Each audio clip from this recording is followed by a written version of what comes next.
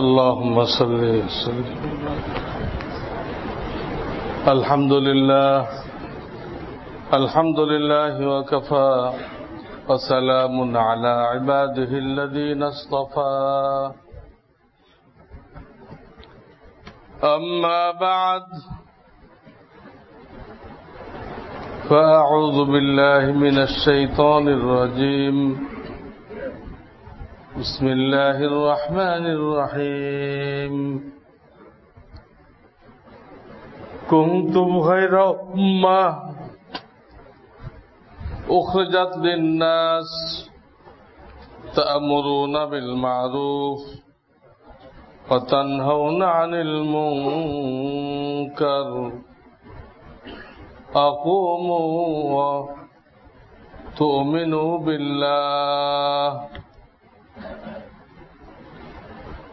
وقال رسول الله صلى الله عليه وسلم: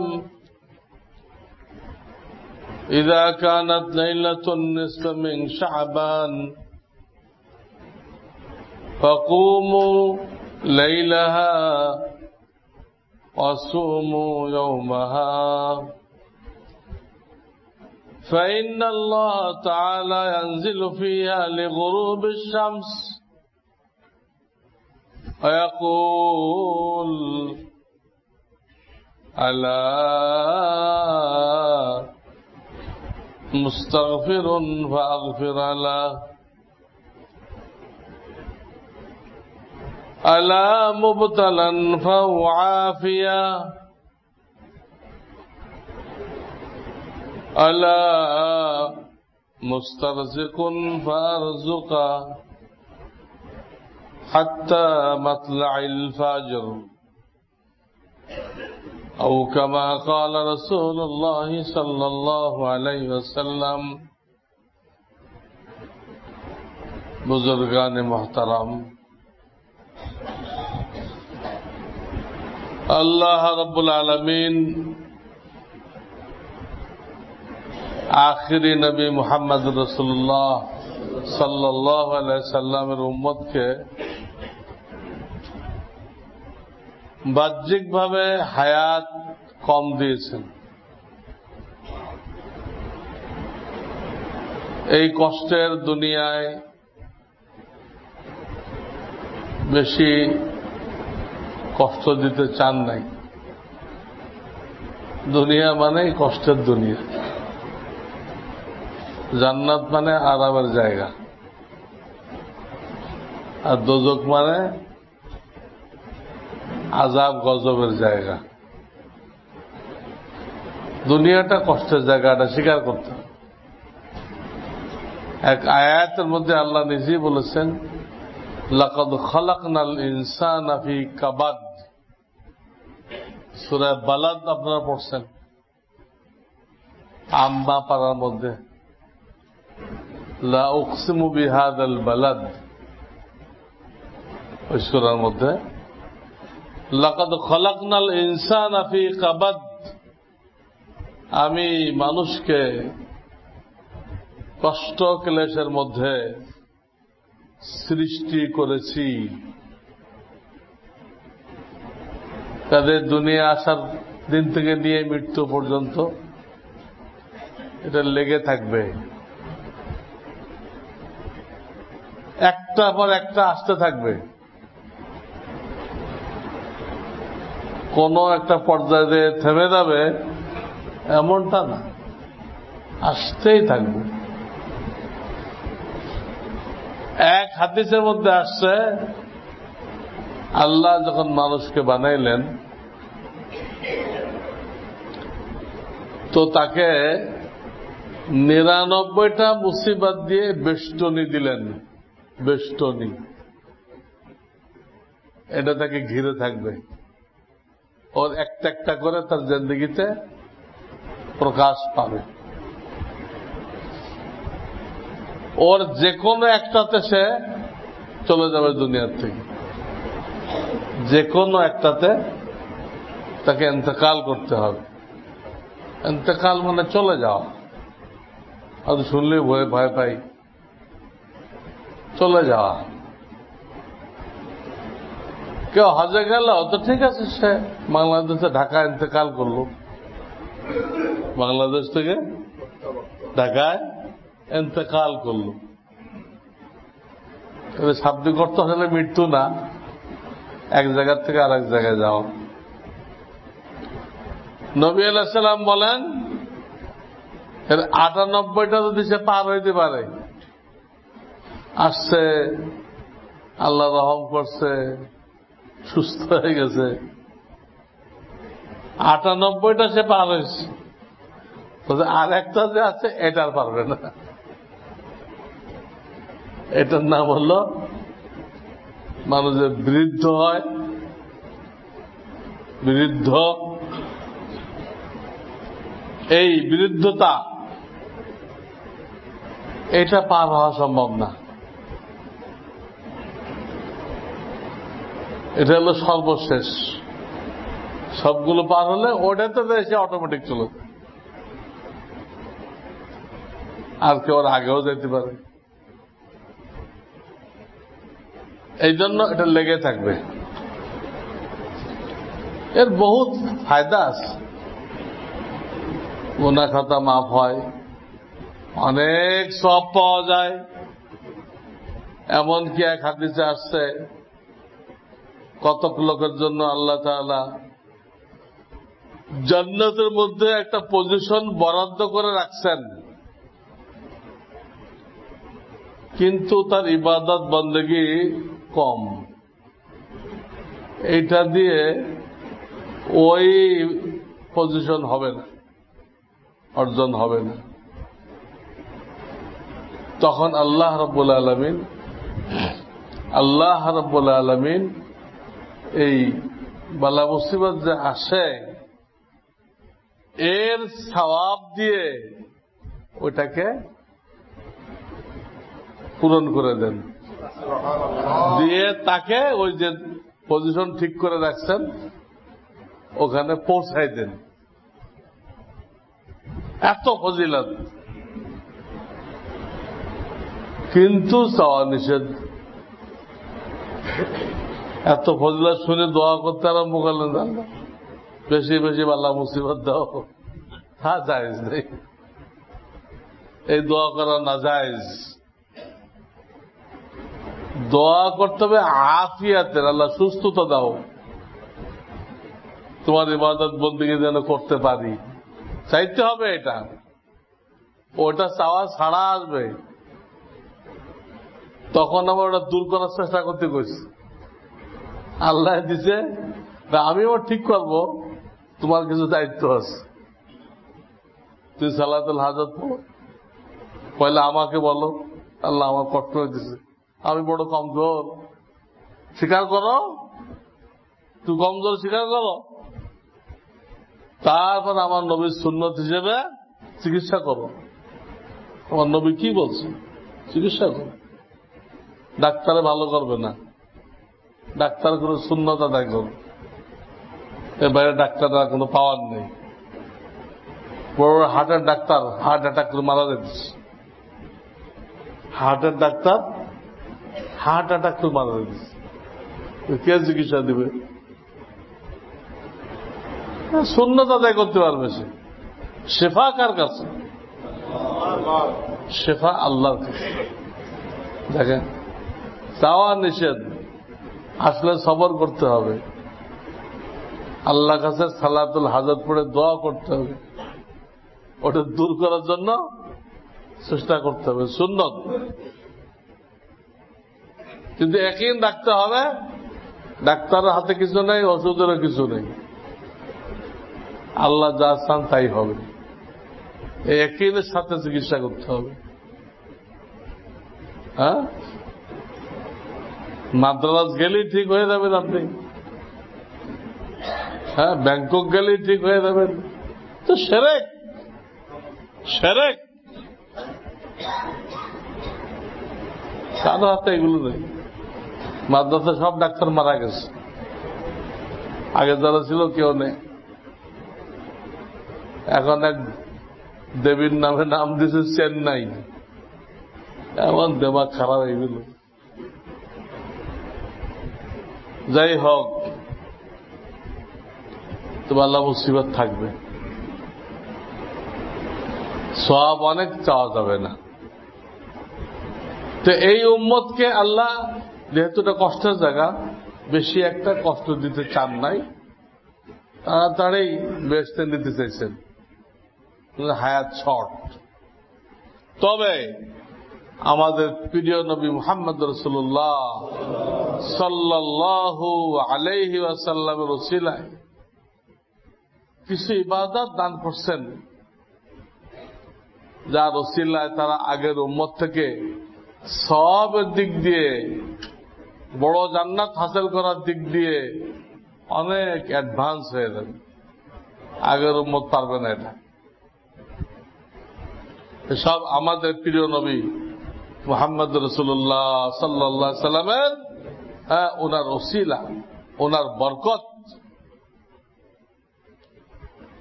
যেমন ডেইলির মধ্যে আছে ইশরাকের টাইমে 2 রাকাত পড়লে হজের সওয়াব পাওয়া যায়, আরো 2 রাকাত পড়লে উমরার সওয়াব পাওয়া যায়। এই একটা টাইম।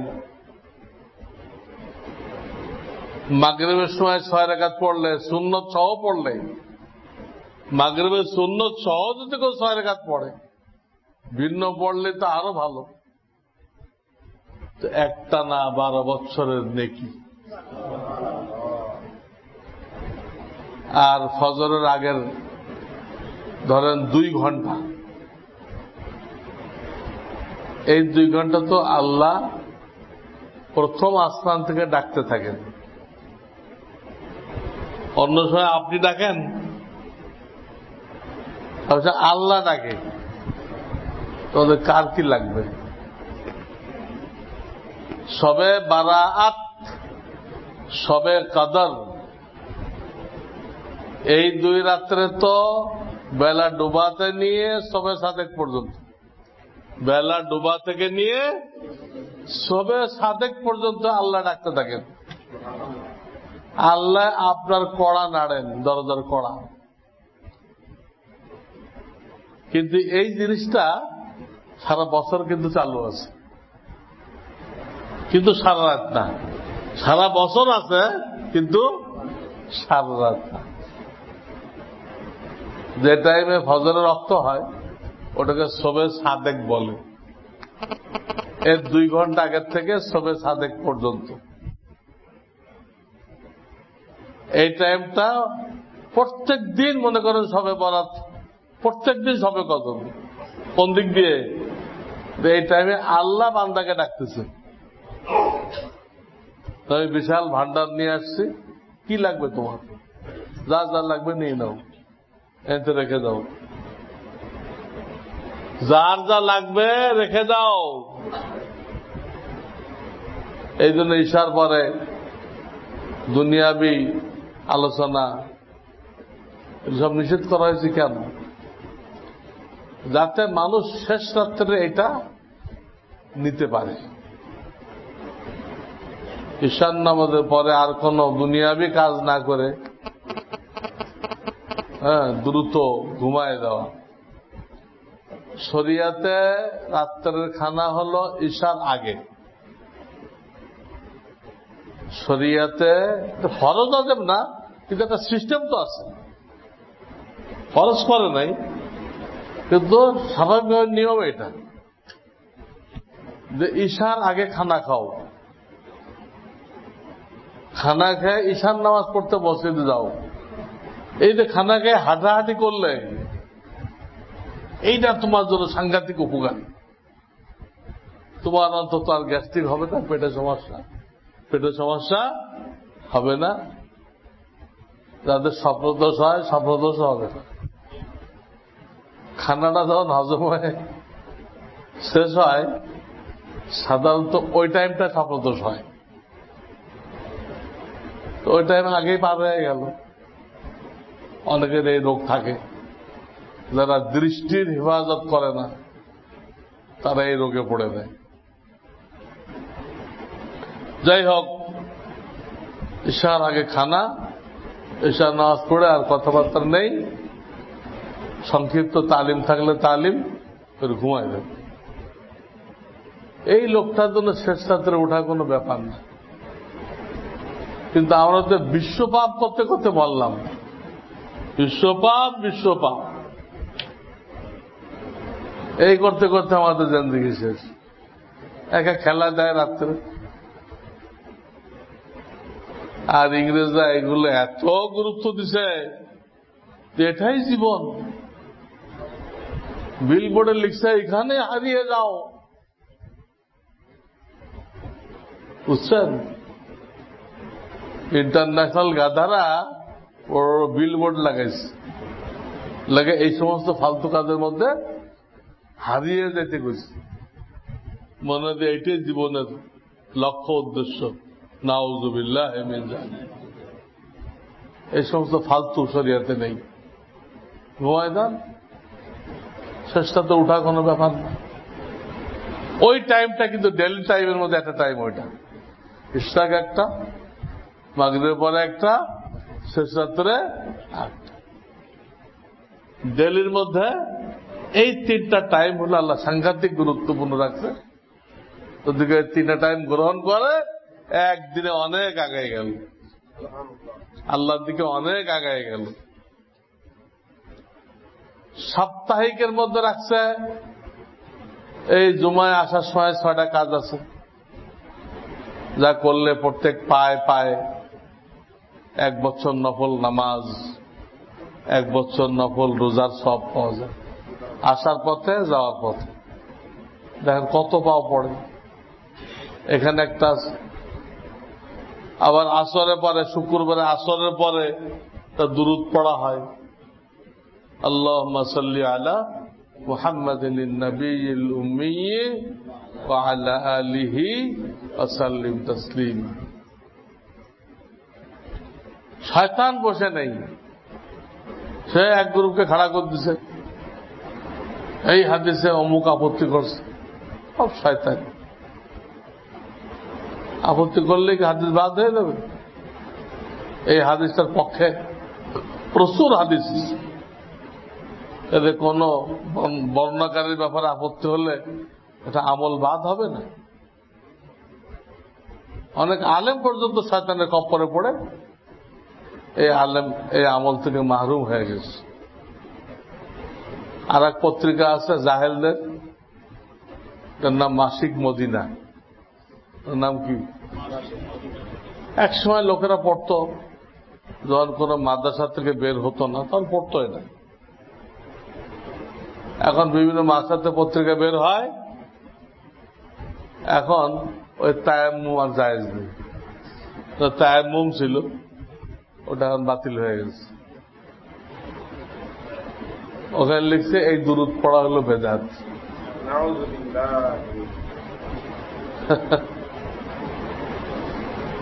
বেদাতরা আমাদের আমলগুলোকে বলে বেদাত। তারা সারাদিন বেদাত করতেছে, আর আমরা যারা সুন্নত করি এটা হলো বেদাত। আমাদেরকে বেদাত নয়, দাঁত আছে, দাঁত পাওয়া গেছে।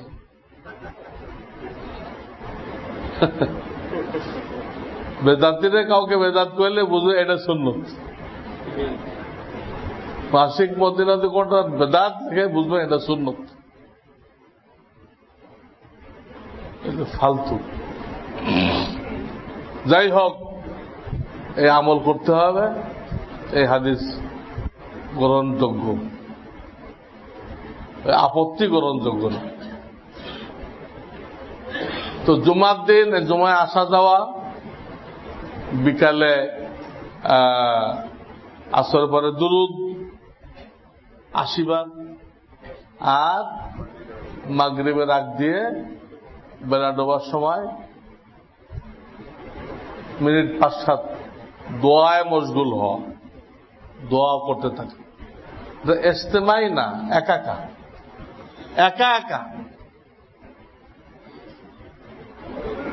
এগুলো দেওয়া হয়েছে সাপ্তাহিক। সাপ্তাহিক 8টা আছে সালাতুত তাসবিহ, 4 রাকাত নামাজ, 1 সালামেও পড়া যায়, 2 সালামেও পড়া যায়।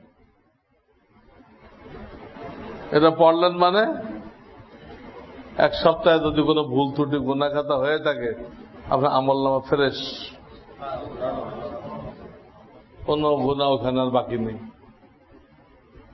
সালাতুত তাসবিহ এমনি নামাজের মতোই, খালি একটা আছে কালেমায়ে সুম, এটা রুকুর থেকে উঠে বিভিন্ন জায়গায় পড়তে হয়। দাঁড়ানো অবস্থায় 3 জায়গায়, সিজদাতে 4 জায়গায়। সুবহানাল্লাহি আলহামদুলিল্লাহি ওয়া লা ইলাহা ইল্লাল্লাহ আল্লাহু আকবার। এইগুলো সাপ্তাহিক, আমাদের নবীর ওসিলায় সাপ্তাহিক এইগুলো দেওয়া হয়েছে। মাসিক দেওয়া হয়েছে আইয়ামে 20,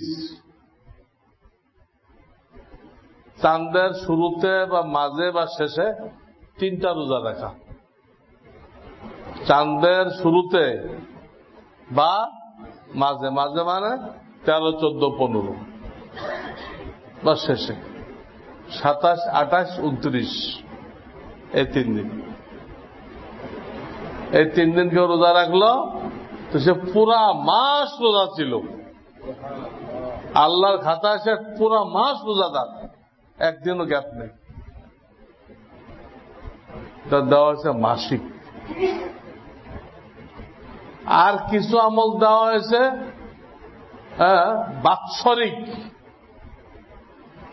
বাৎসরিক, যেমন আরাফার রোজা, এই হজের মাসে আসবে, এটা 9 তারিখে। যখন যে দেশে 9 তারিখ হয়, হাজিদের আরাফার সাথে মিলানোর দরকার নেই। যখন যে দেশে আরবি 9 তারিখ হয় চাঁদ দেখা হিসেবে, তখন একটা রোজা, যার দ্বারা 2 বছরের গুনাহ মাফ হয়, পিছনের 1 বছর আর সামনের 1 বছর। এই একটা আমল দেওয়া হয়েছে। আর একটা তো সামনের আসতেছে, যেটাকে সবে বারাআত বলে। বরাত না, কিন্তু অনেকে বরাত, আল্লাহ আমাদের বরাত লেখে, কার বরাতে কি আছে, ওই বরাত না। এটা বারাআত মানে সাধারণ ক্ষমা। ওই রাত্রে আল্লাহ সাধারণ ক্ষমা ঘোষণা করেন, সবাই মাপ। তবে যাদের ইমানের মধ্যে শিরক মিশানো আছে, শিরক, এই জন্য আগেও বলছি, ভাই এসো ইমান শিখি পকেটে রাখেন আর তালিম শুরু করুন। শিরক যেন না থাকে, এ মাপ পাবে না, তো তওবা না করে। তোরা অযথা বাপ মাকে কষ্ট দেয়, অযথা। যারা মদ খায়,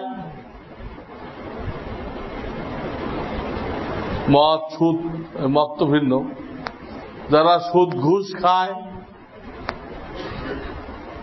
যারা গান বাজনা করে, এরকম কয়েকটা পাপ আছে। এরা যদি তওবা করে, ভালো কথা, মাফ পেয়ে যাবে। এরা তওবা করলো না, এতদিন চলছে, চলবে, তার এই গুনাহ চলছে, চলবে। এই লোকটা সাধারণ ক্ষমার মধ্যে পড়বে না। লাইলাতুল বারাআত, এই বারাআত সে পাবে না, মুক্তির ঘোষণা তার জন্য না। তো এইটা এখন যে চাঁদ চলতেছে শাবান, এই শাবান চাঁদের 14 তারিখ দিনগত রাত্রে ইবাদত করতে বলেছে। নামাজ পড়েন, কিছু তসবিহ, দোয়া, দুরূদ পড়েন, আর আল্লাহর কাছে দোয়া করেন ঘুম প্রবল হওয়ার আগ পর্যন্ত। ঘুম প্রবল হয়ে গেলে তখন এইগুলো শরীয়তে জায়েজ রাখেনি। তখন এগুলো করতে গেলে দেখা যাবে সেদিন দোয়া করতেছে, এগুলো বদদোয়া, মাথায় তো কাজ করতেছে না, খুব দোয়া করতেছে। কি দোয়া? বদদোয়া করতেছে। এই জন্য নিষেধ। ঘুমাও, উঠান নিয়েতে ঘুমাও, ঘুম নষ্ট করে তোমাকে নামাজ পড়তে বলা হয়। এইভাবে আল্লাহর কাছে দোয়া করতে হবে। আমরা অনেকে ওই রাত্রে তাহাজ্জুদের জামাত করি, কেউ সালাতুত তসবির জামাত করে, কেউ মাইকে ছবি না পড়ায়, সব নাজায়েজ নাজায়েজ নাজায়েজ, এতে কিচ্ছু হবে না। নবীর তরিকা যদি না থাকে একটা আমলের মধ্যে, নবীজির তরিকা এবং ইখলাস না থাকে, এটা কোনো কাজে আসে। এই সমস্ত ফালতু কাজ কেউ করবেন না, করতেও দিবেন না। আর কিছু লোক তো ছেলে পেলেকে এই পটকা ফোটানোর টাকা দেয়, এত পটকা ফোটায় যে ইবলিস খুশি হয়ে যায়। তো লোকেরা আমার ইবাদত করতেছে, খুব খুশি হয়। তো মুসলমানের বাচ্চারা আল্লাহর ইবাদত না করে এটা অপচয় না? তো অপচয়টা কি? ইন্নাল মুওয়াজ্জিরিনা কানু ইখওয়ানা শাইতান। অপব্যয় করে তারা শয়তানের বন্ধু, শয়তান খুশি হয়। এই জন্য কেউ পয়সাও দিবেন না, এবং যারা ব্যবসায়ী আছেন কেউ দোকানে রাখবেন না। কেউ কিনতে আসলে তারা বুঝাবেন কি করবা।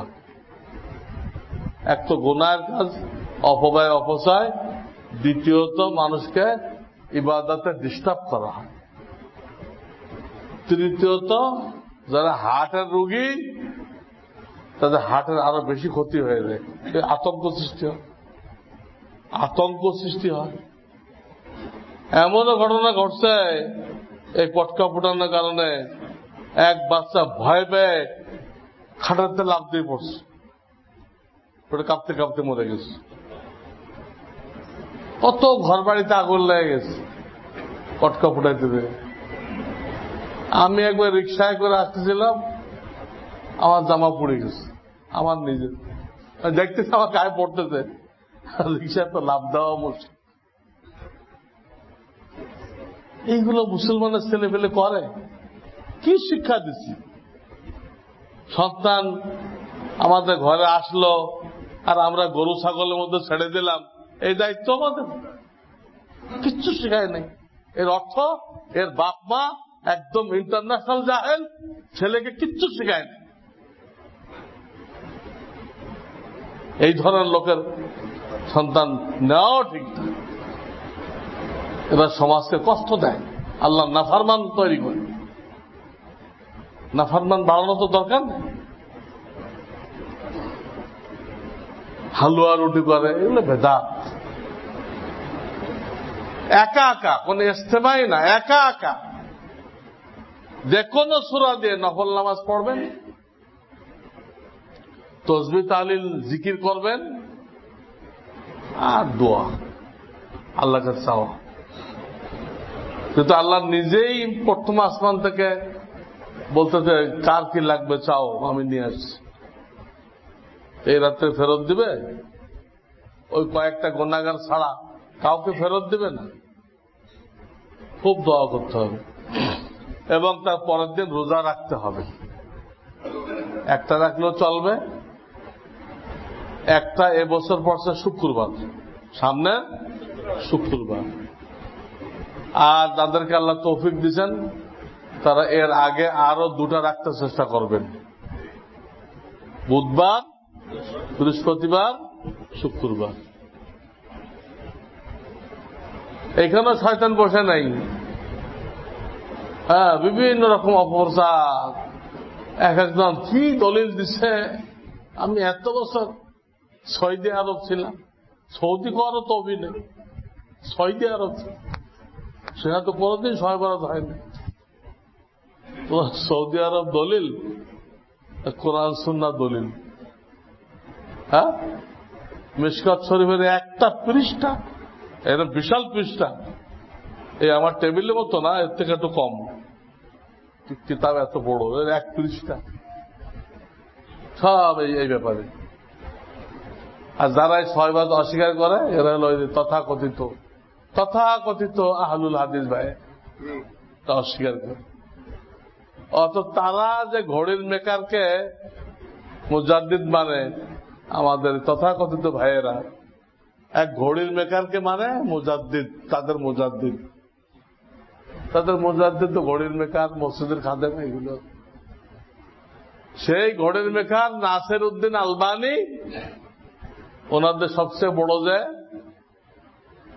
তিনি পর্যন্ত লিখছে তার বইতে যে ভাই সহবাদ অস্বীকার করা যাবে না, কারণ এখানে সব হাদিস আমি ঘাটছি, 8টা হাদিস এরকম পাইছি যে এইগুলো কোনোভাবে অস্বীকার করা যাবে না।